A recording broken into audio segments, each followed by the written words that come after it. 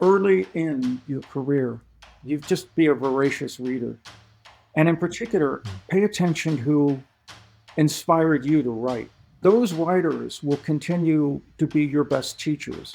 You go back and read them over and over again because as you get better, you'll see more of what they did well and what they didn't do so well. Because that inspiration, I think Saul Bellow, that, writers are readers inspired to emulation. And I think that those, knowing the writers who basically give you juice, the ones that, that just make you go, wow, oh yeah, I want to do that.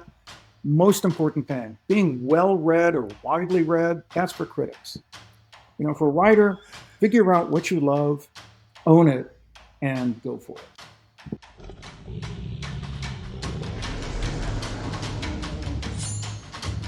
This is the Crit RPG Podcast, your one-stop shop for everything Lit RPG, progression fantasy, and Royal Road.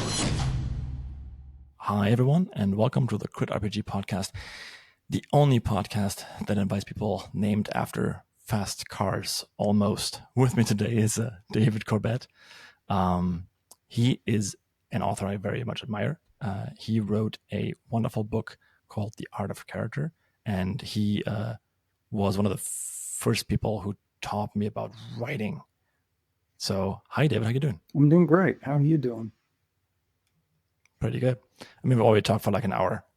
We've talked about like anything from AI to this being distracted, and we even briefly mentioned the culture war. So if you want to listen to that, you can go to my Patreon and check it out.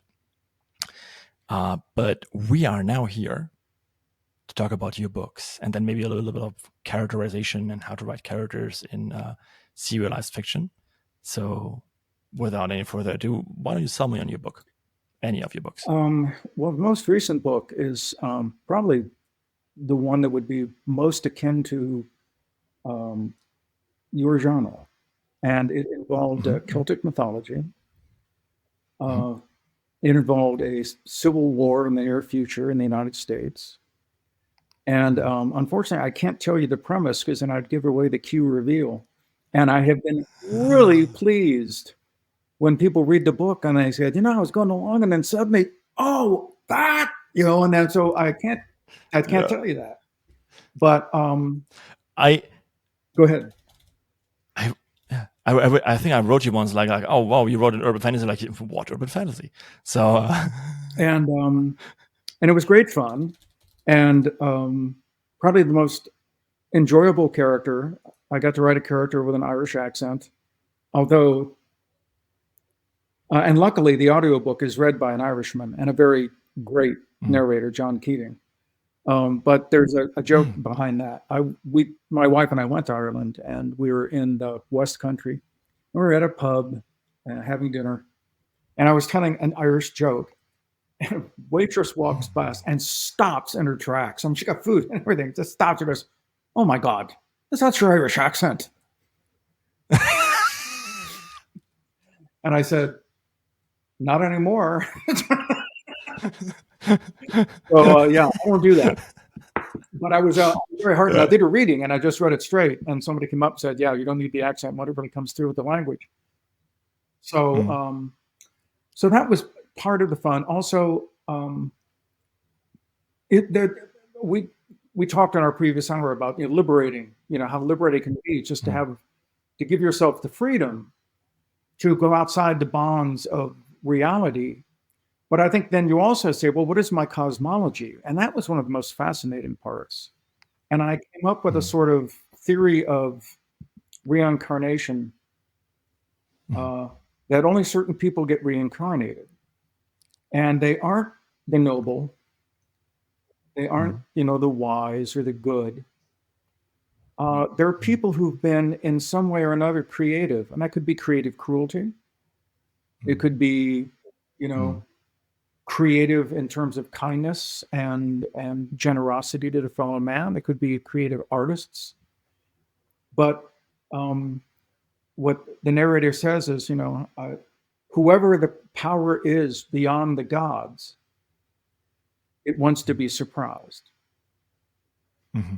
And I just based it on Yeah, evolution. makes sense. You know, the whole notion that evolution is just trying to, okay, well, maybe this will work, maybe this will work, maybe this will work. If this didn't, well, fuck it.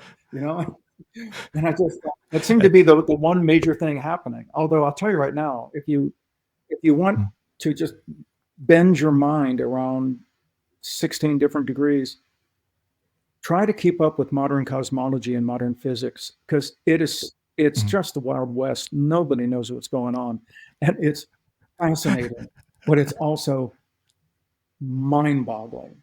I mean, they really Mm. they're making discoveries now that are completely contradicting things they didn't know before. There was an Mhm. experiment. I don't know if you know about the Schrodinger. That light is a an energy field until it's Okay. observed, and then it becomes a single proton. Interesting. Because Huh. and it's actually the observation because to observe it, you have to put light on it, so automatically you're affecting it. But Yeah. there's also things called twin protons Mhm. that, no matter how far apart they are, act in exactly the same way. They had an Yeah. experiment, which was like 40 miles apart, and Mhm. they conducted the same way. One was a light wave, a light wave going through what's called a sort of like a something like a Venetian blinds kind of thing. That once it's Mhm. observed, that pattern will break, and it will either be two beams or one, depending on whether it's observed or not. Mhm. And they observed it in one and didn't in the other, and they performed Mhm. the way you would think, except they went back afterward and looked and realized that the twin proton had actually, although they hadn't observed it, there's a way to measure what had happened. It actually went Ah, yeah. back and performed the way its twin proton had, as though time didn't exist. Interesting. So Yeah. this, They I'm I'm fascinated by it. So it's one of those things where you realize that if whatever you're writing, it can't be. You just don't worry about it. It's just stranger than because fiction. it's not going to be any crazier than what is going on in actual physics right now. Yeah. Um, I mean, the idea of like neuron coupling, like it came up in a game called Mass Effect, like a long time ago. Like the idea of like, hey, having like instantaneous communication throughout the galaxy has been like, this whole like neuron coupling thing has been like done before.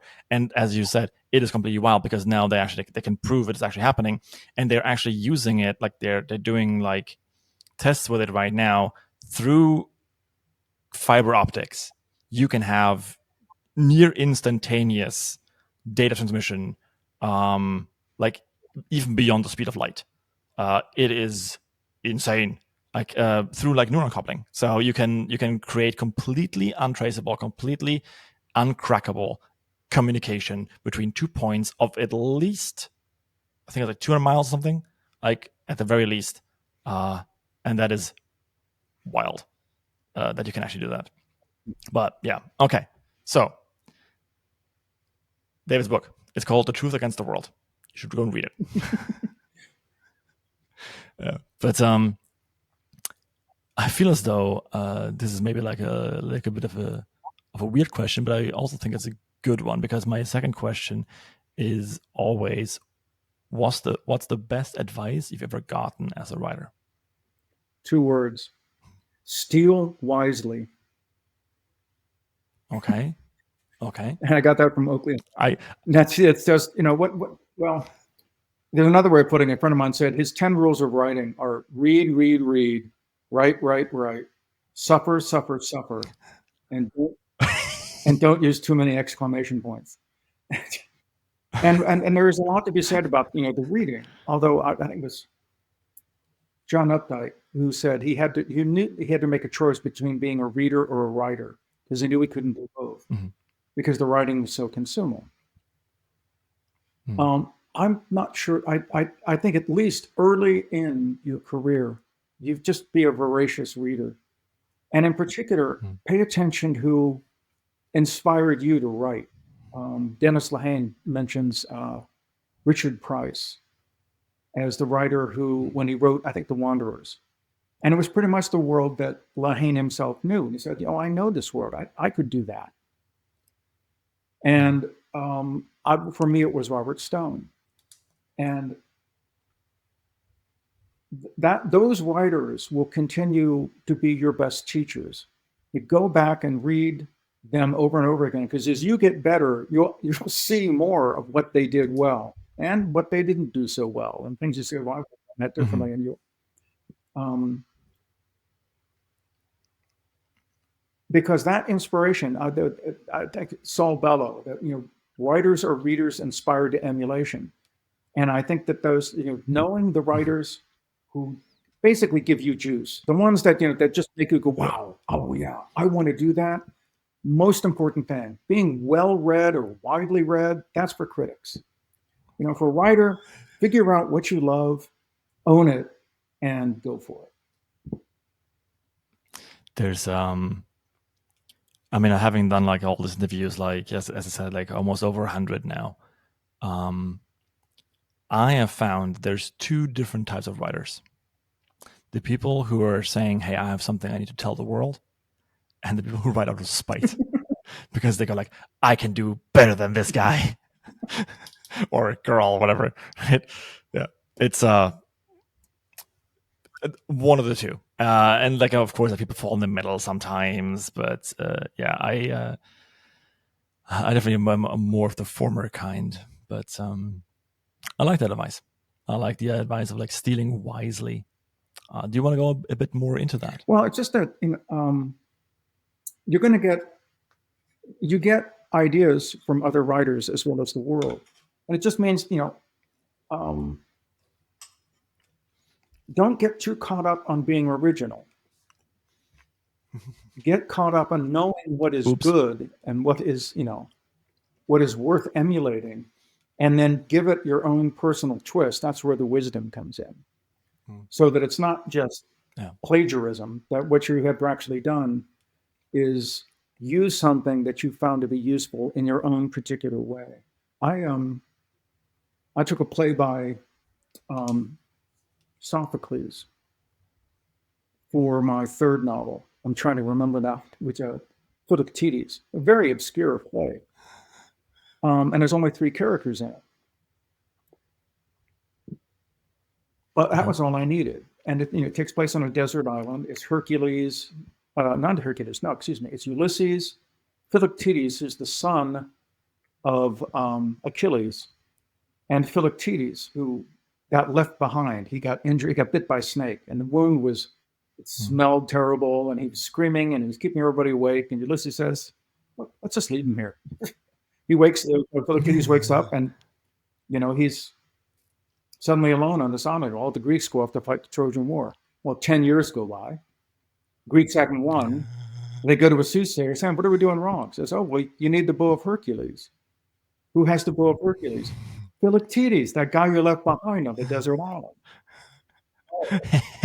And since Ulysses, since you're the one who said we should leave him, you have to go back and talk him into coming along. And he brings, Oh no. and so I just thought this is a great setup for a story. But I give it my own personal twist. And so that's what I mean. Every now and then you're supposed to go, wow, I can take that. And I think, for example, Don Winslow, another crime writer, decided to use the Iliad for his inspiration of basically a mob war in Rhode Island in the Mhm. 1950s. And so, and I've often thought it that Shakespeare's histories are basically just mob stories. They're just gangsters. Yeah. Um, I mean, even like Romeo and Juliet, like yeah, totally. mm, well, sharks and jets. Yeah. I mean, like there's like uh, we often on the show talk about like the concept of like writing to market, because little RPG writers in general are very or often are very aware of the economic forces behind writing. I don't want to sell them say like they're mercenary, but there's definitely like an awareness there of like, hey, if I want to sell books, I have to write books that readers like. And one advice we often come to is that you want to find something that you like that the market also likes.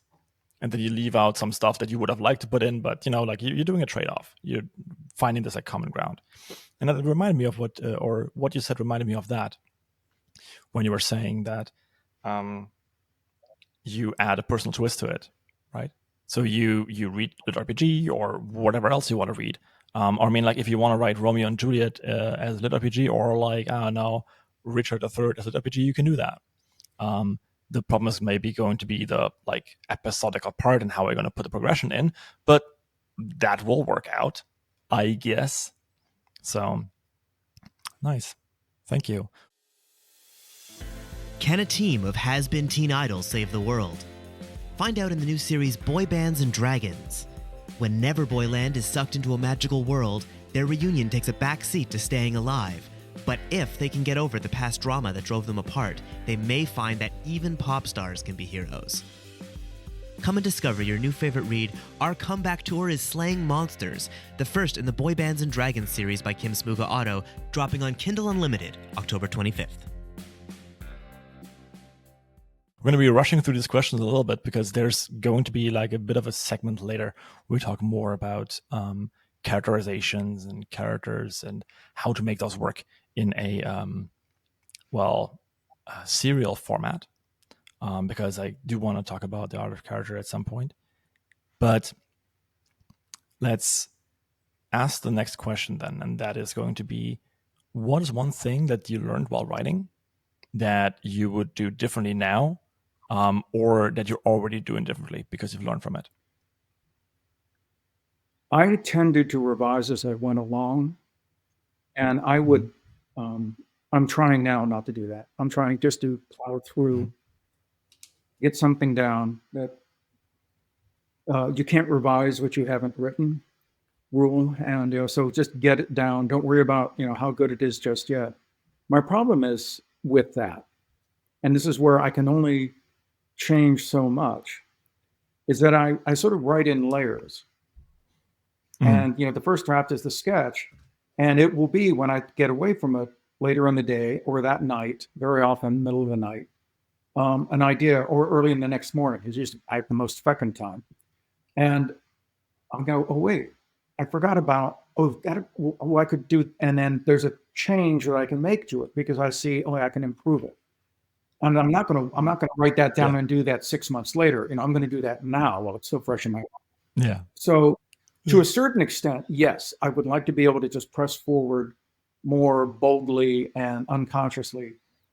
But I also have to own my own process, which is I'm sort of a circular writer, but I still move forward. It's slower than I wish it was. Are you a architect or gardener in that sense, in the writing sense? That's an interesting question. I've thought of it that way. I'm more of a gardener. Okay. Makes sense. Like we often call plotters and pantsers. Yeah. Right. Yeah. I'm definitely a plotter. I mean, nothing terrifies me more than a blank page. So I have to have some idea of where I want to go. Like right now, one of the things that's stalling me is I kind of go, well, I've got a bunch of interesting scenes, but I don't know what's the guiding idea? Where am I going? And I will do that. I also have to give myself permission to give it up if I find that as I'm moving forward, suddenly something occurs to me that didn't occur to me before. That's certainly the better or stronger choice. So it's sort of a trade-off. But I really, personally, I always need to at least see to the edge of my headlights, as it were. Yeah. So when I wrote The Flower, the Wish, and the Blood, like the thing I pitched or we discussed in your class, I was pantsing so hard. And the problem with that book was that I got to that's wrong. I plotted very, very hard. And I got to the point where the characters didn't do anything, and I was at that point in my career where I was trying to really force what I've learned into like this thing. It didn't work out. We call those plot puppets. Yeah, exactly. And so I was trying to shoehorn the character into what you have already thought they need to do, and they lose their organic reality.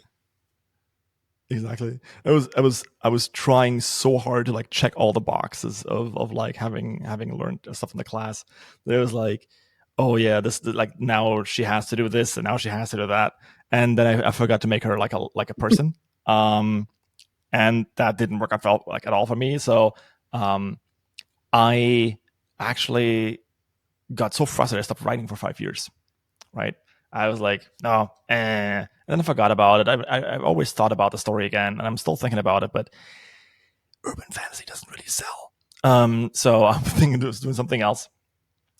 But it's still on my mind. I have done an AI cover. I can show you later. But I have found out then like the next thing I've written was Torchbearer. Is the thing I'm writing right now, or like I'm fiddling with right now between all the other things I'm doing. And that I just pantsed. Like I just decided I'm going to go on Royal Road. I'm going to post a chapter, just anything. I'm going to write something. I had an idea in mind, like kind of in general, like a premise.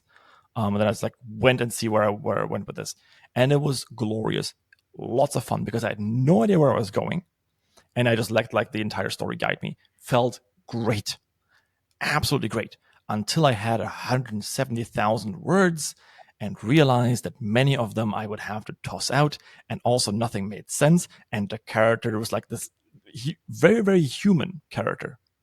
So very, very depressed for 170,000 words, no agency whatsoever. And just like I like went along with everything the entire way, but was supposed to be like a dethroned queen kind of character. I'm like, this makes no sense whatsoever. This is just not good.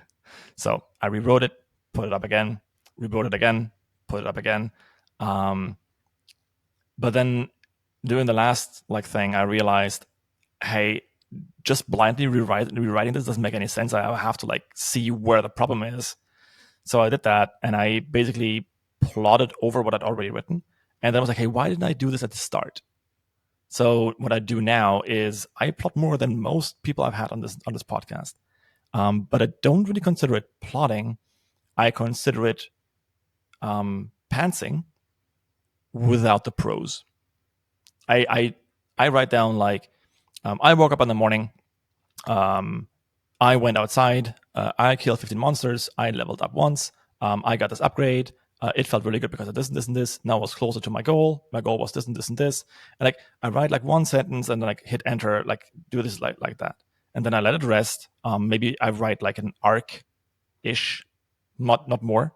And then I go back and I add all the stuff that makes the book good. So I don't say like I woke up in the morning, but I say like, I don't know, for a moment before, for just a brief moment before waking up, I remember dreaming. And then like that sort of stuff. I put all that beautiful prose stuff in. And that helps because, I mean, I still go off track. Don't get me wrong. I go so hard off track. But at least I know where I'm supposed to go. And I can go like, okay, now stuff has to go.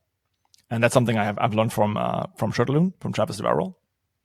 Because he said like, yeah, sometimes you just have to say like, this is beautiful, but it has to go. It just has to go. It's always easier to murder someone else's darlings. Unfortunately, yours are always dearer than you'd like them to be, but that's a skill. And the other, one of the great skills, and this sometimes I've had writers who say they write something and they put it away for a year, which I think is a little more than you need. But the reason for that was so they could come to it as a reader, not as the writer, and be able to look at it as though you didn't write it.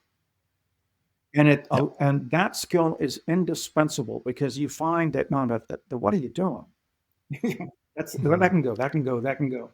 And it isn't so much that you're trying to get rid of flowery language, though flowery language often is clutter. But a good, strong metaphor isn't. I disagree. A really great description isn't. And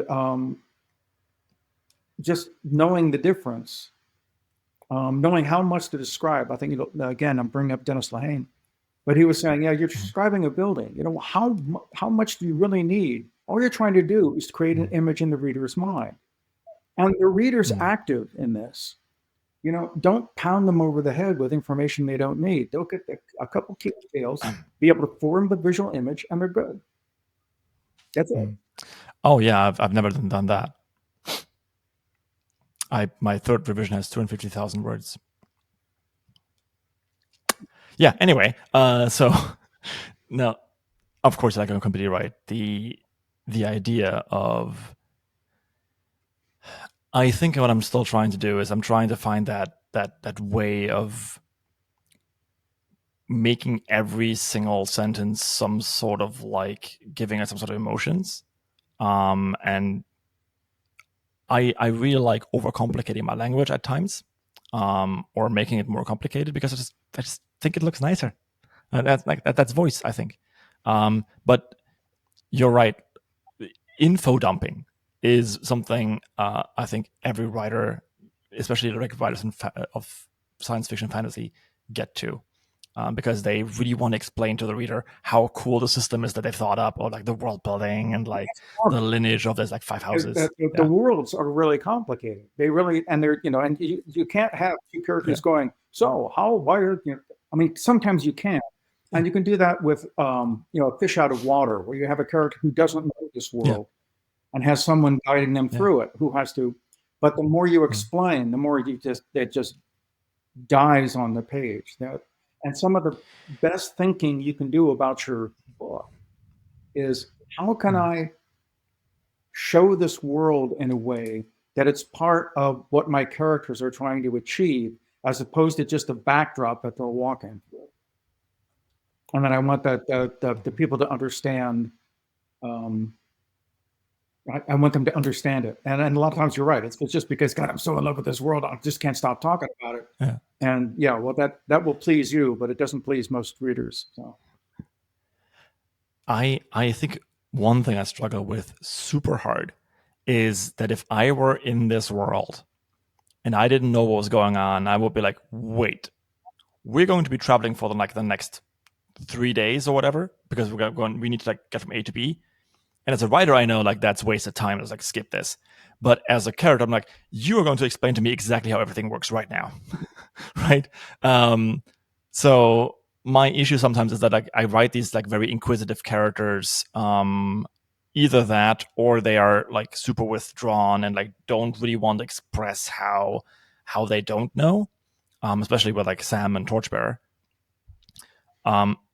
So what would be your advice there? If it would make logical sense for the character to actually sit down and ask a lot of questions so they completely understand what's going on, but that's not good for the plot. Well, that's got to be motivated. The character has to have a reason to know those things. The character has to have a legitimate need to understand, and that would come from, what am I doing here? Yeah. And the more you can root it in the identity of the character, and that specific character has a need to know what's happening in this world for whatever reason. They're there to find somebody. They're trying to make a place in that world. What was, again, I'm going to bring up basic about survival. Richard Price. He said, if you want to explain a place, put a dead body and a motivated detective in it. Because he's going to talk to everybody. And Lush Life, his novel about the Lower East Side, the gentrification of the Lower East Side in New York, is really, it's about the place. But because somebody has died, and because this detective, and he has to go to the tenements, he has to go to bodega where the ice seems to be in the image of the Blessed Mother, and they have penitents coming to observe the Blessed Mother and pray to her. And I mean, it's fabulous. And he also has all the young hipsters who come to the funeral and think the funeral's a place where they have to perform. As opposed to, oh God, yeah. And it was brilliantly done. And it really was just exploring a world. But the detective had to be there because he thinks maybe the suspect would be there, or maybe he has to talk to one of the victim's family. This is the only place he could. So he's constantly motivated to be the places he has to be, but he has to go to a lot of different places. And so if you can find a way to get your character, if you're trying to show the various places they have to be, give him an objective that has to go to those places. And I mean, yeah. I mean, for me, it's like, so maybe it's a setup of the thing. Maybe like the systematic thing is like not worth it. But imagine you're dropped into like a completely new world, and you know something's up, and because you went to bed and then you're waking up again, and everything is different, and you have a wise mentor character with you who's obviously not telling you everything, and you were a semi-powerful queen in your last life.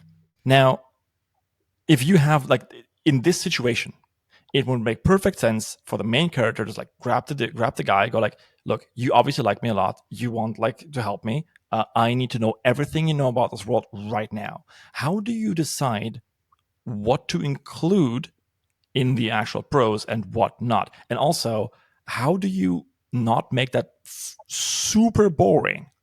Because the realistic thing to do would be for the character to go like, let's sit down, have a 5-day seminar where we do like, give me a PowerPoint about what's going on here, right? Like that's not exciting. That's a Well, PowerPoint. you touched on something, and you said that there was a narrator character who is deceiving your main character. Did I get that right? Yeah. Okay. Well, it's not deception, but go ahead. At least isn't Not being truthful. It's fallible in the that the information spreading is it's faulty in some way, or deficient, or incomplete. That then the character, depending on, again, it depends on what the main character is trying to accomplish. Why is that incomplete, and why would that bother him? And then who else that he's encountering might be able to fill him in. And then you're getting the information not just in terms of the information itself in the world. He's connecting with two different characters in two different ways, and that there's an opportunity for conflict either between those two characters who are informing him, or him between both of them. And you've created this triangle that is in itself interesting, but it involves the characters who are providing them the information, and exploiting that incomplete or inaccurate or false narration is a great idea, because then it has to be tested, and you can test it. And what happens when you test it? You learn more.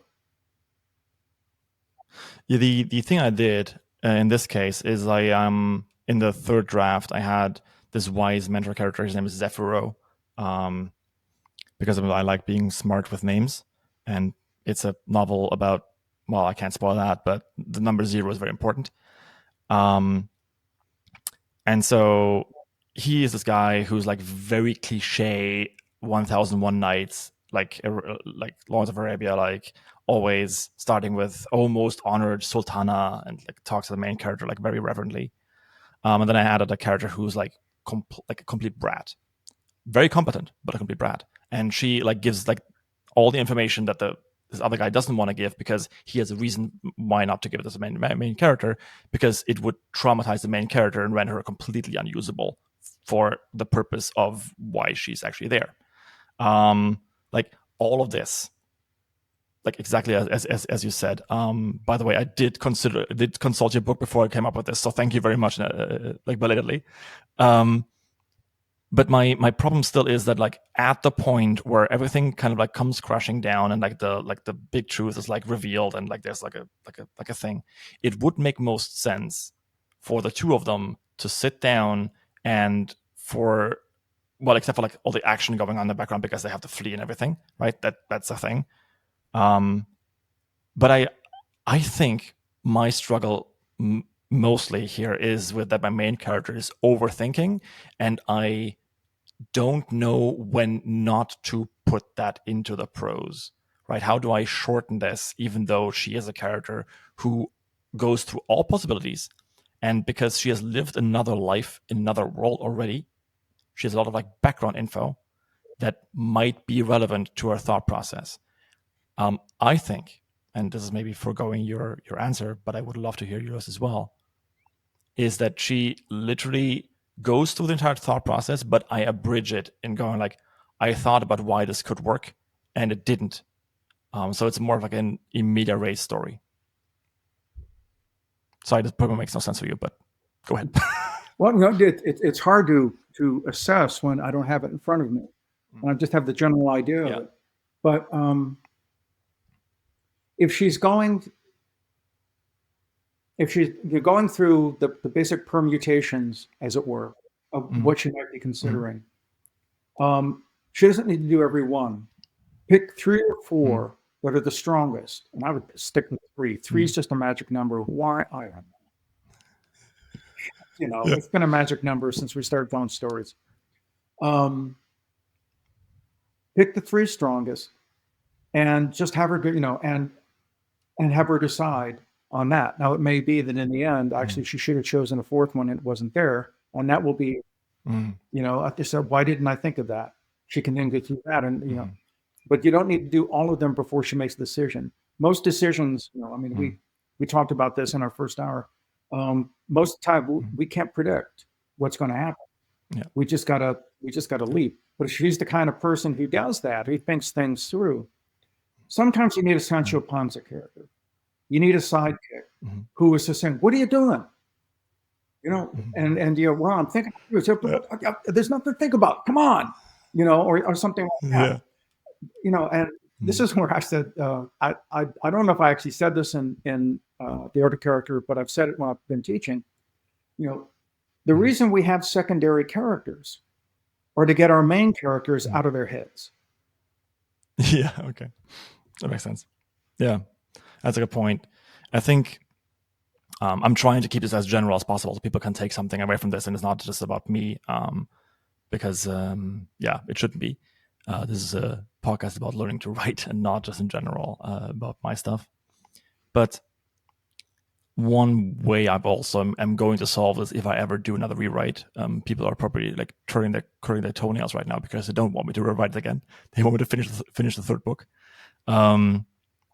Is I would probably add more action and add more reasons as to why she can't, sit down, think about everything. Does 2 things: shows her to be more proactive. It's like, and also like the competence is in there, right? Have you ever heard of a guy called Matt Bird? Oh yeah, who wrote it? Right? Yeah, cool, nice. In fact, Yeah, like obviously Max you do. Bird. Matt Bird. Again. Matt Bird. Matt. Oh no, sorry. Because he writes a book that's like very similar to yours, and I always recommend them as a bundle. Yeah, it's called the Secrets of Character. Oh, okay. Yeah, and I always recommend them as a bundle because I think they complement each other really well. Whereas you are going very much down the literary route, he is going down the route of serial fiction, like serial TV and dramas and so on and so forth. And he has 3 things that he thinks, 3 characteristics that he thinks a story has to exhibit to be interesting to readers in the very first 10 pages or whatever. And he calls it believe, care, and invest. So the BCI. So the character wants to believe the character. So the character has to be believable. That means language. They shouldn't, talk like they're just swallowed like encyclopedia, like that sort of stuff. Care is interesting because do I care about this character's circumstances? Like if he's just eating ice cream, I don't care. But if he has his own ice cream shop and the ice cream shop is shutting down because the loan shark is trying to put him in the icebox, so to speak, that now I care. But do I want to stay with him? Because if he's a chump who's obviously going to end up in the icebox, I don't care. He has to have some sort of capability that makes me invest in the character and be invested in the story. The book goes into a bit more detail than that, and he has a really large blog that he also does. I do recommend it. But I forgot what I was talking about. Okay. The comparison between my approach to character and his, and he had these 3 basic considerations. What it reminded me of 2 other writers about writing, who I recommend very strongly. One is Donald Maass, Maass. He's an agent who wrote writing the breakout novel, writing the 21st century novel. But he also wrote one called The Emotional Craft of Fiction, which I really strongly recommend. And but he talks about not so much. This was in one of his blog posts for Writer Unboxed. He's like me; we both write for Writer Unboxed. Mm-hmm. And he said that on the first page, what we're going to need from your character is empathy and intrigue. You were mentioned, that he doesn't mention capability, which is interesting. But empathy and intrigue. And the example he uses is Hunger Games. Mm-hmm. And when she first wakes up, she reaches over for her sister, but she's not there. The first time when we see her reaching for her sister, she reveals her concern. We care about people who care about others. We might be intrigued by a character who isn't, but we're drawn to a character who is. And then she realizes, oh, of course, she wouldn't be in bed this morning. This is the day of, I think, what's they call it? The reckoning. There's the whatever the counting, the lottery and everything. She would have slept with her mother that night. So first of all, we get this weird word going. Well, what the hell is that? So that's the intrigue, and we get empathy because we realize this character is a caring person. So we're with her, and that now what we want to do is we want to find out, what's going on with the sister and what is this thing that is going to happen, and that's going to carry through to, until we get to the next big reveal that will focus on.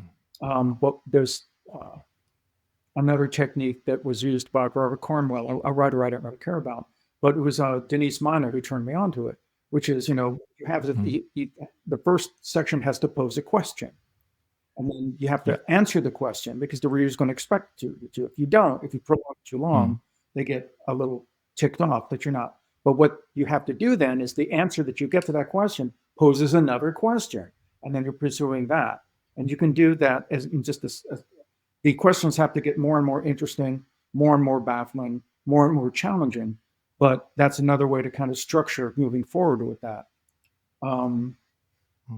Although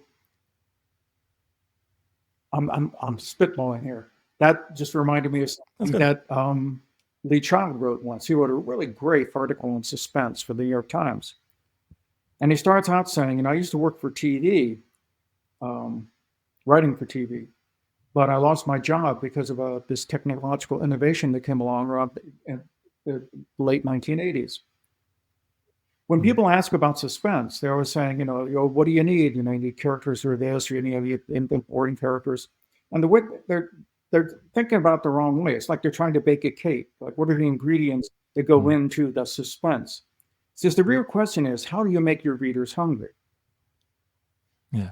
By the way, remember that invention I mentioned in the first paragraph? Yeah. I'm going to get back to that. Exactly. And then he does this. Yeah. He writes the essay in exactly the way he's saying. You pose a question, but you delay the answer. And that's suspense. It's that simple.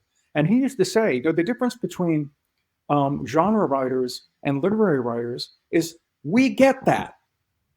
We get that what you're doing is, creating suspense in a really fundamental way. Whereas literary writers always feel as what they're doing is providing an assault of information and emotion to the reader in these waves. And I just considered that was an insight that I took away. You asked me earlier, one thing I would add, I would say that, that trust suspense, and suspense is all you're doing is pose a question, an interesting question, and delay the answer. But the other thing, the other writer I wanted to bring up was Stephen James, who wrote another great book, especially for genre writers, called Story Trumps Structure. Okay. And he says, plot is an artificial thing. He writes organically, scene by scene, and the questions he asks is, what happens in your first scene? And to start the next one, what's the most natural thing the character would do given what just happened? Yeah. What can happen that is unforeseen that changes the dynamic within the next scene? How can you make that worse? And at the end, what has changed, both either with the character or the situation, and how does that set up the next scene, how he's going to respond to the next one. And so in that way, you can build scene by scene. But the reason I was thinking of Stephen in particular is to get back to your idea about capability. He says that, if you want, there's two types of characters. It says those who intrigue us and those who move us. And characters who intrigue us, usually, it's because they have capabilities. James Bond, most superheroes, they have certain capabilities, and what we want to see is those capabilities tested. We want to see just how capable they are. And with characters like that, you don't need to deal with their inner struggles or interpersonal struggles that much. That's really not what the story's about. But if you want to build empathy for the character, then internal struggles like doubt, like shame, or interpersonal relationships, a character they want to get together with but they aren't really together with, those will build empathy for the character. But we really don't need to know much about James Bond's backstory, and we never really learn it, except he was in Her Majesty's Secret Service. That's it. That's all we know. Instead, it's just about what's he going to do this time. And that kind of like also like answers one of the questions I wanted to like pose to you in general.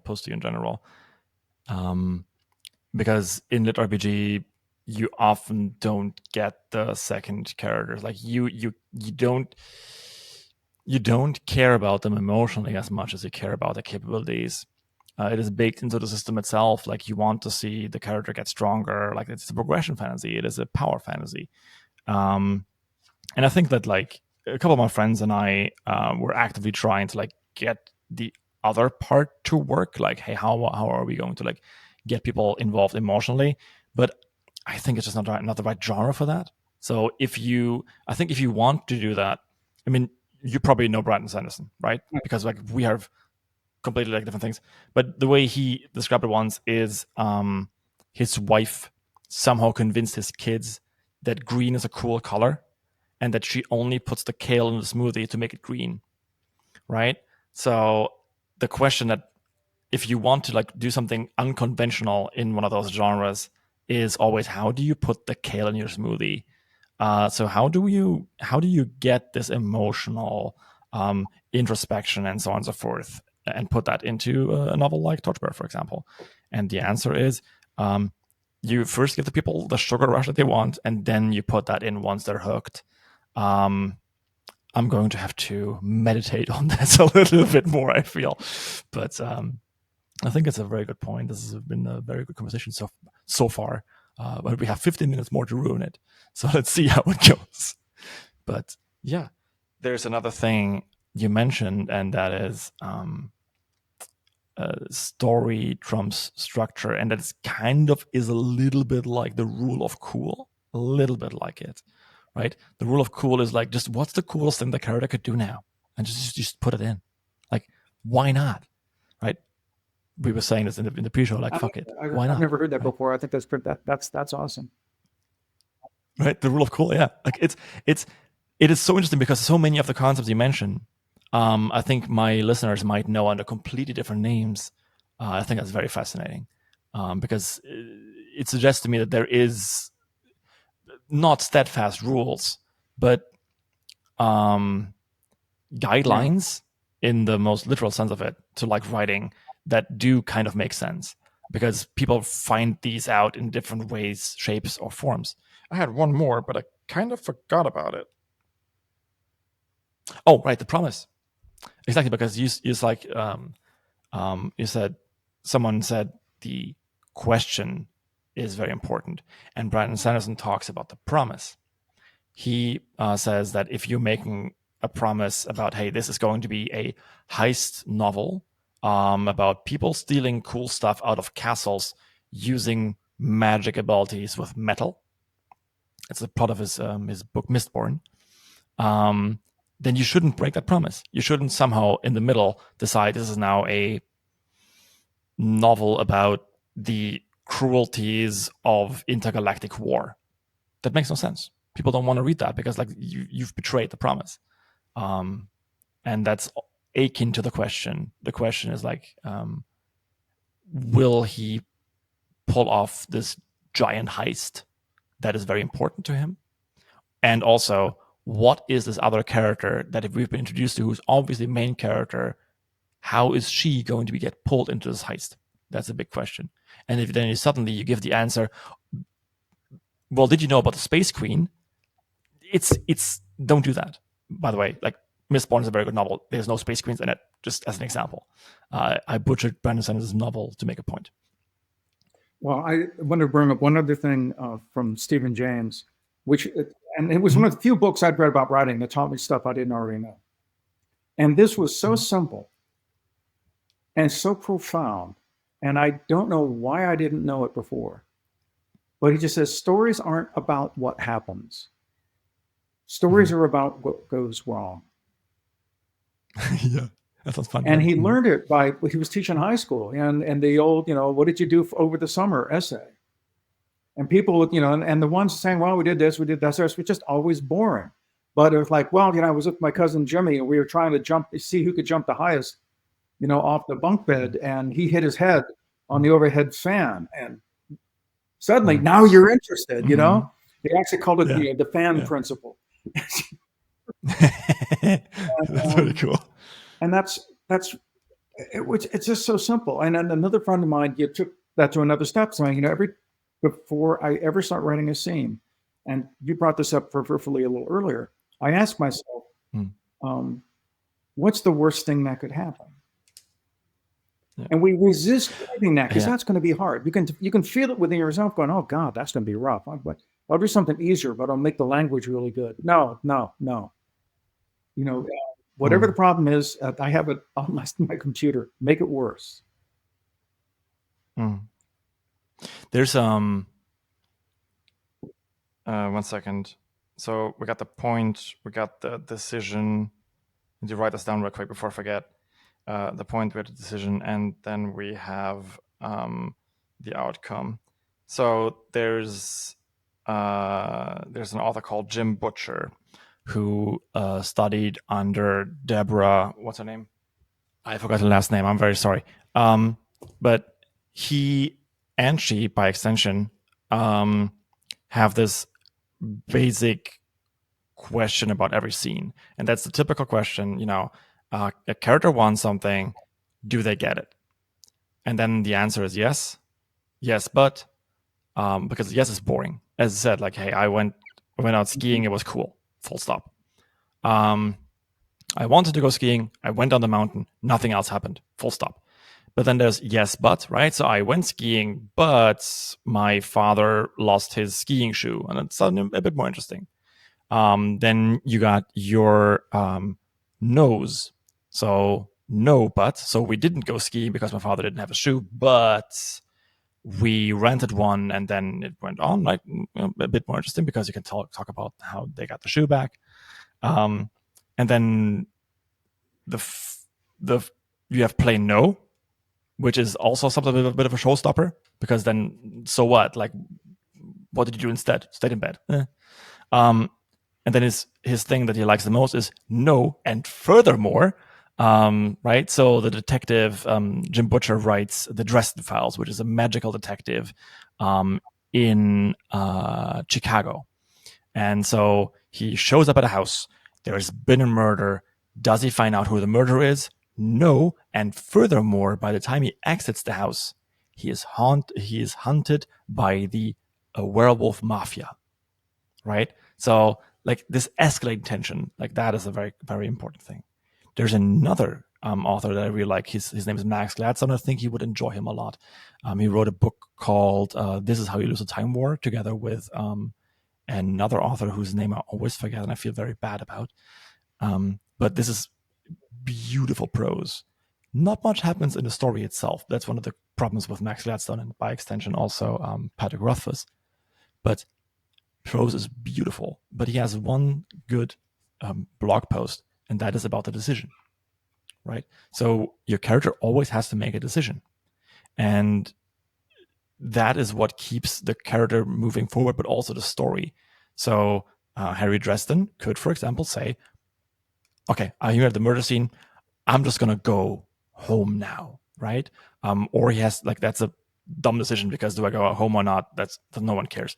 But if he has to decide whether he wants to flee and take the case file with him, but then he gets haunted by the mafia, or just try and do something else that might take a bit longer, but he might risk something else, that's a decision. That's what drives it forward also. And I feel as though there's truth between both of those two concepts, right? I'm still thinking about how to formulate that, but I think there's something there. I like that. And also, I write a narrative character that a decision is inherently dramatic because there has been a dilemma. There's been a choice that has to be decided. And even refusing to make the decision is itself an action. It's a retreat from the consequences that the decision would have made. And that in itself will have consequences. So it's a decision always, in a certain sense, forces the characters a step into the unknown because they don't know what the real consequence of the decision will be. And that's inherently interesting. I think it was the guys from South Park who gave a little thing about storyboarding, like, and how you link your stories. And they said, when you're looking at your stories, in line, if the linking material between them is and then this happens, and then this happens, and then this happens. It's just, you have an episodic plot, and it easily could become a disaster. I mean, there are some episodic novels that are hilarious and wonderful, and picaresque novels from the Middle Ages are really fascinating that way. And it's just one damn thing after another, and they have to be clever and they have to be funny to really work very well. However, what they say, instead of and then, you want either therefore this happened, therefore this had happened, or but this happened, and therefore you'd expect, but this unforeseen circumstance, and this changes. And I thought that was brilliant. It's a real simple way of making sure that your scenes connect in an interesting cause and effect way. And then if we're tying this all together, because we're nearing almost the end of the show, if we're tying all this stuff together, then I would strongly propose that people I think I talked about it with Andy a couple of weeks ago. You first try planting, then you try plotting, you try whatever you want, but you should probably try both. And then once you're at the point where you're comfortable with your degree of plotting and or pantsing, when you're doing the plotting, you keep all these things in mind.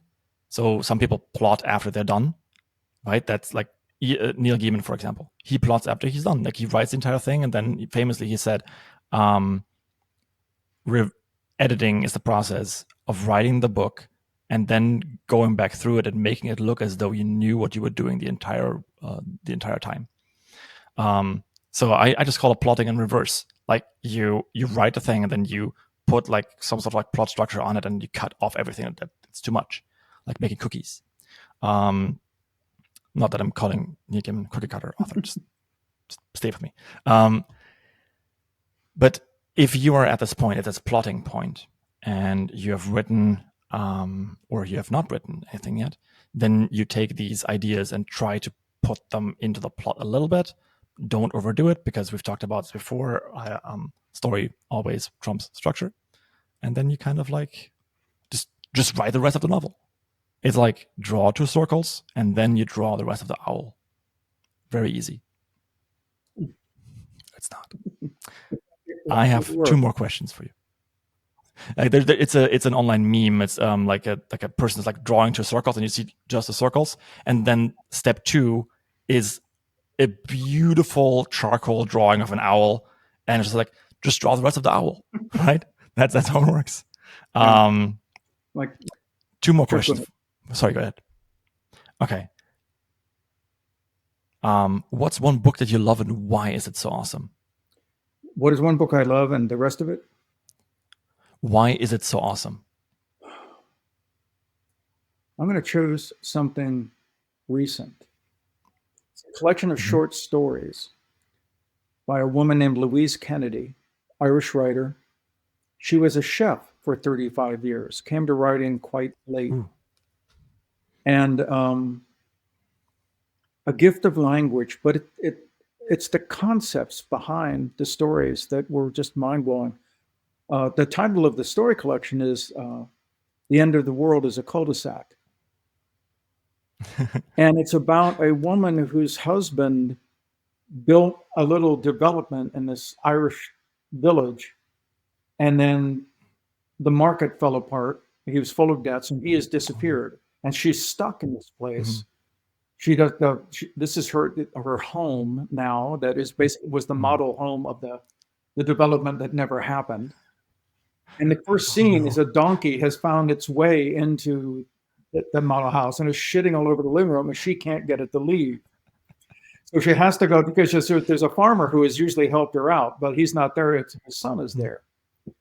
So he comes up and he helps out, and he begins flirting with her and says, "Well, I'm going to pick you up for dinner." And in the end, the clincher is that guy is her ex-husband's cocaine dealer, and he still owed money. And it just kind of, huh? And another one is called Silhouette, and it's about the murder of a British soldier during the Troubles. But it's from the point of view of a girl who was just, she's like into fashion, doesn't think too deeply about things, but her brother's, in the IRA, and is one of the ones who conducts the murders. And the way she mixes past and present is just genius. And the last little paragraph, it's like 30 years on, and she's now working as a sort of a nail and manicurist in London.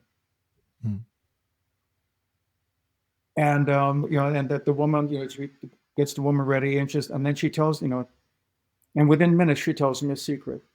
They always do. And it's just that line, they always do. You realize this woman has been just sort of conniving, finding a way, because there's been an adulterous affair in the middle of all this. There's been cover up of the murder. There's been all these other things. And yet there's this, and she just has this genius of understanding complications of just the human experiment, as it were, that just come out of nowhere and yet are totally credible and deeply human and funny. And and I just really admire her, and it comes across as effortless. She just has that instinctive storytelling style that is so admirable. I'm almost hesitant to recommend this because it's one of those trilogies that will never get finished. Have you read The Name of the Wind? No, I haven't. Ooh, I think you would really enjoy that. I really think you do. It's by Patrick Rothfuss, and Patrick Rothfuss. These are long novels, and famously, they're very, very good. That if someone, if a big publisher publishes I don't know how many pages this is. I think it's 450 or something. Big. It's good because of the page count, right? But I can highly recommend that. And he has the prologue. I've taught an entire class about this prologue from a literary analysis perspective, not a writing perspective. But it's called A Silence of Three Parts. And he describes an inn by what is not there, by omission. It is so good. One of them's but of course there was the music, right? And just this guy in there, cleaning his stuff, and everything is super meticulous. And he talks about how meticulous everything is, builds up a wonderful flower and nature image throughout this one pager. And you can see this guy has written this first page 100 times at the very least, and found the best version of it. And then one line in it, I can't quite get it together, but it is something like, then there was a third silence, which was the biggest one. And it encompassed all the other ones. It was a silence as profound as a river smooth stone. It was the cut flower sound of a man waiting to die. That's great. So good. That's so good. Like, and here's the thing. He writes the entire novel like that. The entire 400 and something pages, just one of those bangers after the other. It is really, really good.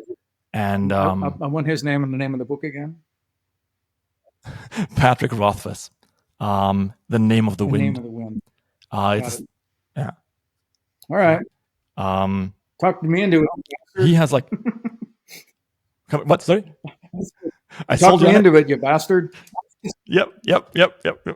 There's some books. And if you want like a very, very brief one, like one story that I really liked was A Stretch of Highway 2 Lanes Wide. It was a Nebula Award winner, I think like 2014 something.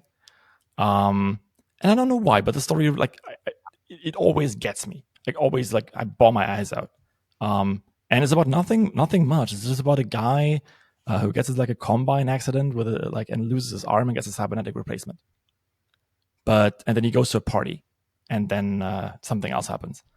But the way it's written, it's just like it's more than that. Like and that is a skill I have no idea how to get yet, because it's a short story skill. I'm not quite sure how you could do this like in an entire novel, where each and every sentence is so well placed that it's quite obvious that while nothing is happening on the surface, it is quite obviously about more than just that. And I would like to get that at some point, maybe in a novel. We'll see how it goes. David, thank you so much for being here. It's been a blast. It's really nice meeting you finally, and then having this chat. Really been fun. Yeah. I'm glad we're in the same time zone. For once, yes. It's awesome. Well, okay, let me end the show here. Thank you everyone for listening and watching. There's not going to be a Patreon show after this because you already got an hour, so don't be gluttonous. Thank you very much for supporting me, by the way. If you haven't joined the Patreon, it's right there. You can join it. You can listen to much more of David's wisdom. I would highly recommend it. We talk about a lot of stuff before the show started. About an hour, I think. And also I have like at least an hour of bonus content for each of the 98 authors I have, except for the first 4. So I think it's still that's like 94 hours of content. I think you're going to get your money's worth. David, do you have any last words for the podcast? Steal wisely. Steal wisely. Nice. Which, by the way, I think is a very, very cool name for a violent thief. Just like with a double E. Like steal wisely. All right. Thank you so much, everyone, for listening and watching. Do like, subscribe, follow the update and entire stuff. There's 2 more podcasts coming, and then I'm going on hiatus because I have so much work to do. All right. Thank you so much, and I'll see you next time.